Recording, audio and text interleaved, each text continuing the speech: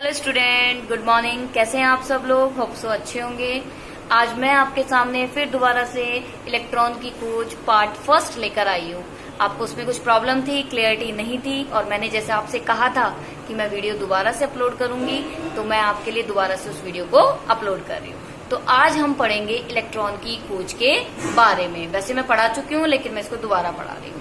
तो देखिए, आइए हम देखते हैं कि हमारा जो चैप्टर चल रहा था परमाणु संरचना, सेकंड चैप्टर चल रहा था। हमने इसको बताया था कि परमाणु को हमने इंग्लिश में क्या कहा था? एटम। एटम हमारा दो वर्ड से मिलकर बना था, एओटम। इसका मतलब होता है अविभाजनशील, अर्थात जिसे हम विभाजित नहीं कर सकते। लेकिन मैंने आपको बताया था कि पदार्थ के तीन मूलभूत कण होते हैं, इलेक्ट्रॉन, प्रोटॉन और न्यूट्रॉन। Are you remember? ठीक है। तो हमने कहा था कि एटम होता है वो ए प्लस टर्म से बना होता है, जिसका मतलब होता है अविभाजनशील, अर्थात जिसे विभाजित नहीं किया जा सकता। लेकिन जैसे जैसे खोज बढ़ी तो पता लगा कि परमाणु को हम आगे विभाजित कर सकते हैं। इसे हम इलेक्ट्रॉन, प्रोटॉन और न्यूट्रॉन आदि कणों में आसानी से विभाजित कर सकते हैं। वैसे तो आपको मैं एक बात बता दूं कि जो परमाणु नाम था कल हमने पढ़ा था, इसको किसने दिया था? सर जॉन डाल्टन ने। लेकिन जो हमारे महर्षि थे, महर्षि कणाद, आप लोगों ने शायद नाम भी सुना होगा। महर्षि कणाद एक वो थे हमारे जो महर्षि, उन्होंने इसका पहले ही नाम क्या दिया था? परम अणु नाम दिया था। ठीक है। तो हम अब बात करेंगे इलेक्ट्रॉन की खोज कैसे हुई, किस तरह की गई, इस पर आवेश क्या होता है, इसका द्रव्यमान क्या होता है, और इस पर विशिष्ट आवेश की गणना किस प्रकार की जाती है। ठीक है। तो आज हमारे फर्स्ट वीडियो में हम सबसे पहले पढ़ेंगे इलेक्ट्रॉन की खोज, यानी कि डिस्कवरी ऑफ इलेक्ट्रॉन पार्ट 1। ठीक है। तो मैं आपको बता देती हूँ कि सबसे पहले सन 1830 में एक साइंटिस्ट थे, माइकल फैराडे। फैराडे के लॉ पढ़े हैं आप लोगों ने 10th में, साइंस की बुक में थे। नहीं पढ़े तो कोई बात नहीं, अब फैराडे का नाम दोबारा से सुन लीजिए। ये फैराडे आपको छोड़ने वाला नहीं है, 11th में भी और 12th में भी। ठीक है। तो 1830 में सबसे पहले एक साइंटिस्ट आए थे, माइकल फैराडे। माइकल फैराडे ने अपना एक प्रयोग किया था, वैद्युत अपघटनी प्रयोग। क्या था वो प्रयोग? दोबारा देख लीजिए। माइकल फैराडे ने क्या करा कि एक बीकर लिया और उस बीकर में दो धातु की प्लेट ली, और ये देखिए, ये तो हो गया आपका बीकर और ये हो गई है आपकी धातु की प्लेट। और इस धातु की प्लेट को हम क्या बोलेंगे? इलेक्ट्रोड। किस नाम से जानेंगे? इलेक्ट्रोड। एक पॉजिटिव होगी और एक नेगेटिव। इन दोनों प्लेटों को हम किससे जोड़ देते हैं? बैटरी की सहायता से हम इन्हें जोड़ देते हैं, और इनमें क्या भर देते हैं? इसमें एक उपयुक्त वैद्युत अपघटनी विलयन भर दिया जाता है। क्या भर दिया जाता है? वैद्युत अपघटनी विलयन भर दिया जाता है। तो हम ये कह रहे थे कि सन 1830 में माइकल फैराडे जो एक साइंटिस्ट थे, उन्होंने देखा कि अपना एक प्रयोग किया। उस प्रयोग में उन्होंने ये बताया कि जब किसी भी या हम यूँ कहें कि जब इस बीकर में हम दो इलेक्ट्रोड डालते हैं और उसे किससे जोड़ते हैं? बैटरी से जोड़ते हैं, और उसमें वैद्युत अपघटनी विलयन डालते हैं, तो इन इलेक्ट्रोडों के द्वारा, ये आपको जो दो इलेक्ट्रोड दिख रहे हैं, इन इलेक्ट्रोडों के द्वारा कुछ पदार्थों का उत्सर्जन होता है। आप उत्सर्जन में देखोगे कि आपको यहाँ पर बाहर की तरफ क्या होगे? या तो किसी चीज की कमी दिखेगी, या इस पे क्या होगा? कुछ जमा दिखेगा। तो हम कह सकते हैं कि जब विद्युत धारा प्रवाहित की जाती है तो इन इलेक्ट्रोडों पे कुछ पदार्थों का या तो उत्सर्जन होता है, या फिर इस पर क्या हो जाती हैं? प्रक्षेपित हो जाती हैं। दोनों ही बातें होती हैं। ठीक है। तो हमने ये कहा कि 1830 में माइकल फैराडे ने अपने प्रयोग में ये बताया कि जब वैद्युत अपघटनी प्रयोग किया गया तो विलयन में जब हम देखते हैं कि इलेक्ट्रोडों द्वारा कुछ ना कुछ क्या निकलता है? पदार्थों का उत्सर्जन होता है, और ये निकले हुए पदार्थ ही विद्युत का चालन करते हैं। अर्थात विद्युत को एक जगह से ले जाने का काम कौन करता है? ये जो उत्सर्जित पदार्थ हैं ये आसानी से करते हैं। और इसी के आधार पर एक साइंटिस्ट और थे, विलियम क्रोक्स। उन्होंने किसकी खोज की थी? कैथोड किरणों की खोज की थी। ठीक है। कि हमने ये कहा कि इसी के आधार पर, विद्युत के चालन के आधार पर विलियम क्रोक्स ने किसकी खोज की थी? कैथोड किरणों की खोज की थी। तो एक बार फिर से मैं आपको बता देती हूँ कि सबसे पहले 1830 में माइकल फैराडे ने एक प्रयोग किया। उन्होंने अपने वैद्युत अपघटनी प्रयोग, मैं आपको बता चुकी हूँ पहले भी वीडियो में कि वैद्युत अपघटनी प्रयोग क्या होता है। इसमें हम एक बीकर लेते हैं जिसमें दो हम धातु की छड़, जिसे हम इलेक्ट्रोड के नाम से जानते हैं, इसे कैथोड, एक को एनोड, यानी कि एक पॉजिटिव और एक नेगेटिव होती है। इन दोनों को हम एक बैटरी की सहायता से जोड़ देते हैं और इसमें हम एक उपयुक्त विलयन को, वैद्युत अपघटनी विलयन को डाल देते हैं। ये वैद्युत अपघटनी विलयन क्या होता है, कैसे होता है, ये सारी चीजें आपको हम, आपके जो ये चैप्टर है वो 12th में है और इससे पहले आपके एक चैप्टर है 11th में, उसमें मैं आपको पूरा ये पढ़ाऊंगी। ठीक है, तो क्या करते हैं कि इसमें हम डाल देते हैं। डालने के बाद आप देखेंगे कि इलेक्ट्रोडों के द्वारा कुछ पदार्थ निकाल दिए जाते हैं और कुछ पदार्थ इस पर जमा हो जाते हैं। तो ये जो निकले पदार्थ हैं और ये जमा पदार्थ है, ये क्या करते हैं, विद्युत का चालन करते हैं और विद्युत का चालन करने के कारण ही यहाँ पर आप देखोगे कि विलियम क्रुक्स ने इसे अपना आधार बनाकर एक अन्य प्रयोग किया और वहां से ऋणात्मक किरणें या फिर कैथोड किरणों की खोज की। ठीक है, किरणों की खोज या किस तरह से हुई। सबसे पहले हम क्या करते हैं, यहाँ पर एक कांच की नली लेते हैं। क्या ली हमने, यहाँ पर एक कांच की नली ली। ठीक है, ये बिल्कुल बंद होती है और इसके दोनों तरफ हम क्या लगा देते हैं, इलेक्ट्रोड्स को लगा देते हैं। ये आपका कहलाता है कैथोड और ये आपका कहलाता है एनोड। ये आपका कौन सा होता है, नेगेटिव, और ये होता है आपका पॉजिटिव। इसको हम किससे जोड़ देते हैं, 1000 वोल्ट के सोर्स से जोड़ देते हैं। अब मैं आपको बता दूं कि ये जो होगा ये बिल्कुल निर्वातित होना चाहिए। कैसा होना चाहिए, निर्वातित होना चाहिए। निर्वातित का मतलब वो होता है जिसमें बिल्कुल भी वायु नहीं हो, अर्थात यहाँ वायु नहीं होनी चाहिए। अतः इसे पूर्णतः निर्वातित करने के लिए हम यहाँ क्या लगा देते हैं, निर्वात पंप लगा देते हैं। अभी निर्वात पंप क्या होता है, ये निर्वात पंप क्या करता है कि यहाँ पर आप देखेंगे जो वायु इसमें होगी, इसमें जो वायु होगी उसको यहाँ से निकालने का काम करता है। साथ ही साथ हम देखेंगे कि यहाँ पर इस कांच की नली के दोनों तरफ हम यहाँ पर ZnS, मैंने उस दिन भी बताया था, इसे जिंक सल्फाइड कहते हैं, इसका लेप लगा दिया जाता है। ये लेप क्यों लगाया जाता है, ताकि जो किरणें निकलेंगी वो इससे टकराकर यहाँ पर क्या दे सके, चमक दे सके। ठीक है, तो हमारा विलियम क्रुक्स का प्रयोग क्या कहता है, विलियम क्रुक्स का प्रयोग ये कहता है कि हम एक कांच की नली लेंगे, उस कांच की नली में हम क्या करते हैं, ये क्या हो गई आपकी एक कठोर कांच की नली। ये कठोर कांच की नली है, इसमें हम दोनों तरफ क्या लगा देते हैं, इलेक्ट्रोड लगा देते हैं, जिसे एक को कैथोड के नाम से जानते हैं और एक को एनोड के नाम से जानते हैं। ठीक है, और इस नली में हम क्या करते हैं, वायु के दाब को नियंत्रित करने के लिए इसमें एक निर्वात पंप लगा देते हैं। मैंने आपको पहले भी बताया था कि इसमें निर्वात पंप क्यों लगाया, क्योंकि इसमें बिल्कुल भी वायु नहीं होनी चाहिए। निर्वात का मतलब होता है जिसमें बिल्कुल भी वायु उपस्थित ना हो। ठीक है, अब हम क्या करते हैं, इन दोनों इलेक्ट्रोडों को 1000 वोल्ट के सोर्स से जोड़ देते हैं। ठीक है, अब क्या करेंगे, सबसे पहले हम इस नली में सबसे पहले हम इस नली में दाब रखेंगे 1 ATM। ये वायुमंडलीय दाब होता है।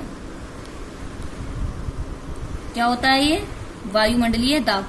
जब हम देखते हैं कि इस नली में हम जब 1 ATM यानी एक वायुमंडलीय दाब रखते हैं तो इस नली में कोई चमक नहीं उत्पन्न होती, यानी कि आपको कोई भी शाइनिंग यहाँ इन नलियों के साइड में देखने को नहीं मिलेगी। ठीक है, सबसे पहले हमने क्या करा कि हमने नली को सबसे पहले कितना दाब रखा, 1 ATM प्रेशर, यानी कि एक वायुमंडलीय दाब रखा तो यहाँ पर क्या होती है, कोई भी चमक उत्पन्न नहीं होती, अर्थात ये जो किनारे होते हैं इन पर कुछ भी चमक दिखाई नहीं देती है। लेकिन अब हम क्या करते हैं, धीरे धीरे निर्वात पंप की सहायता से जो ये दाब है, अब हम निर्वात पंप की सहायता से दाब को कितना रखते हैं, दूसरी बार 10⁻²।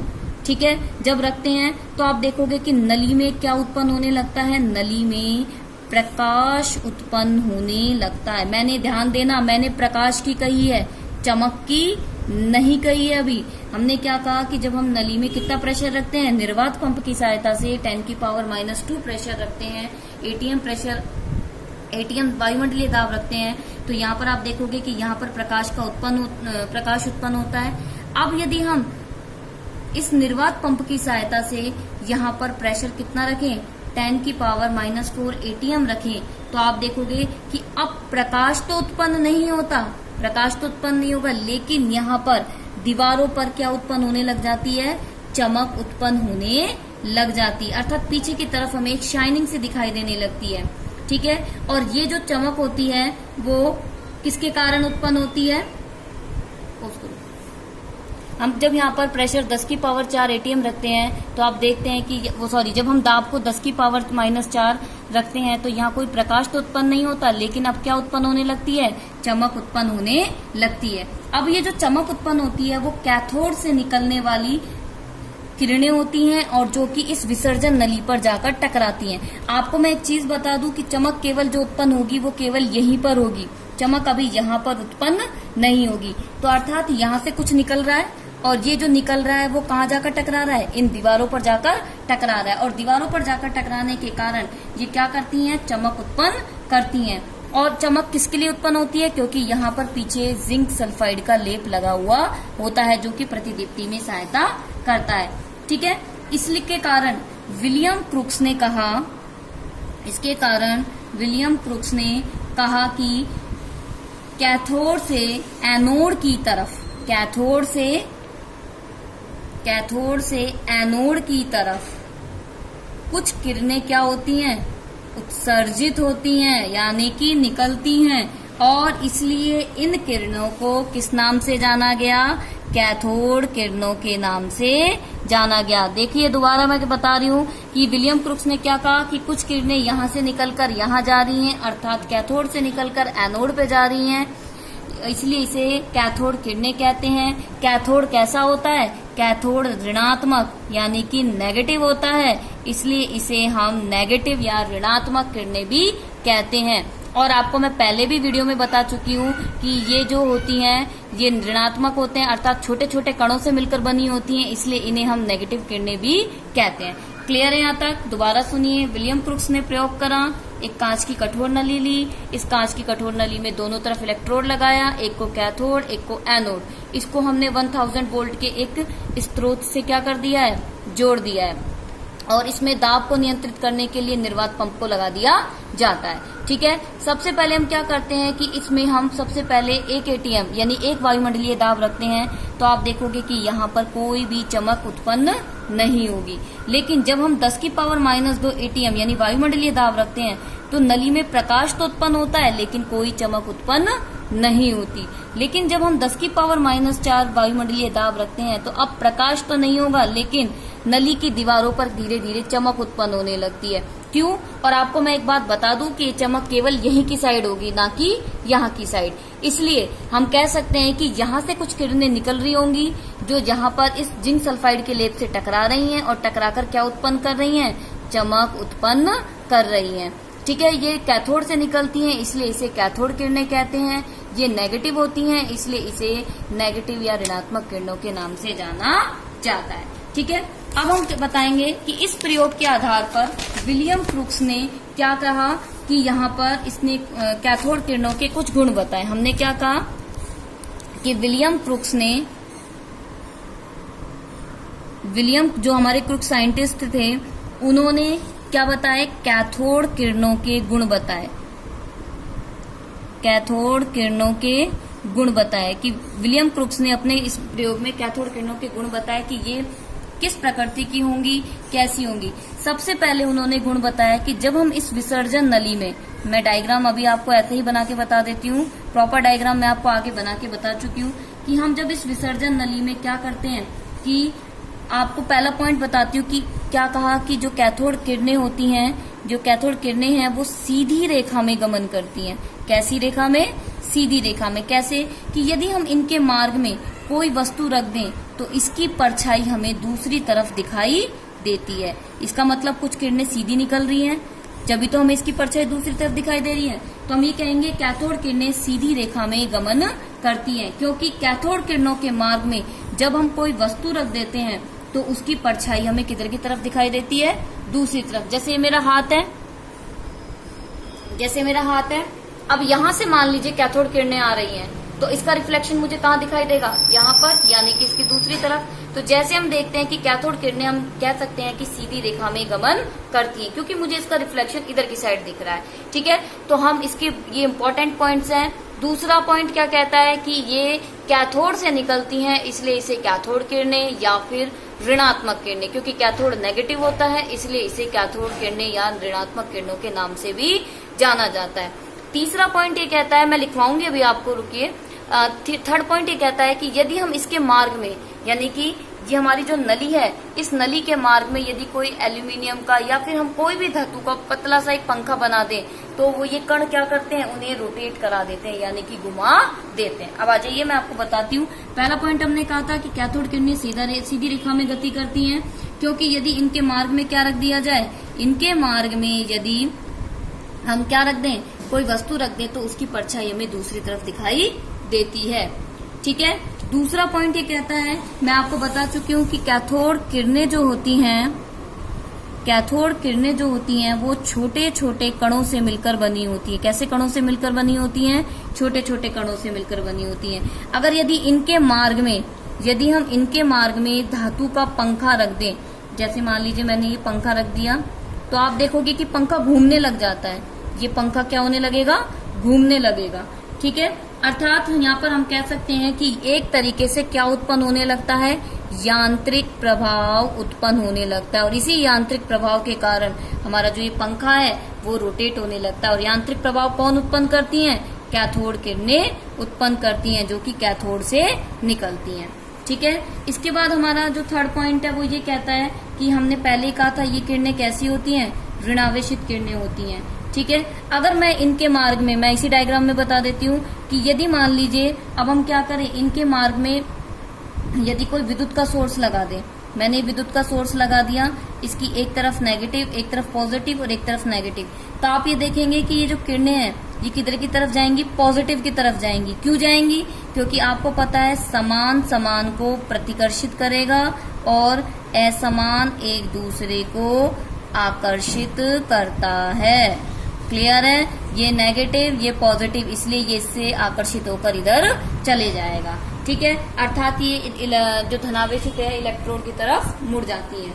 ठीक है, फोर्थ पॉइंट ये कहते हैं कि ये गैसें आयनित होती हैं, अर्थात इनमें आयनित करने का गुण पाया जाता है, अर्थात ये जल्दी से क्या हो जाती हैं, आयनित हो जाती हैं। नेक्स्ट पॉइंट क्या है कि इनमें भेदन क्षमता पाई जाती है। जैसे एक्सरे हमारे शरीर को भेद कर निकल जाती है और हमारे पूरे शरीर का शरीर में जो भी हमारा कहाँ पे हड्डी टूटी है उसको बता देती है, ठीक उसी तरीके से इन किरणों में भी क्या पाई जाती है, भेदन क्षमता पाई जाती है। ठीक है, ये टंगस्टन जैसी धातुओं को भी क्या कर जाती है, भेद कर बाहर निकल जाती है। इसका अगला पॉइंट है कि ये क्या उत्पन्न करती हैं, ऊष्मीय प्रभाव भी उत्पन्न करती है, इनके द्वारा ऊष्मीय प्रभाव भी उत्पन्न किया जाता है। ठीक है, तो आज का वीडियो इतना ही है, इसके आगे का पार्ट आप दूसरे वीडियो में देखिए।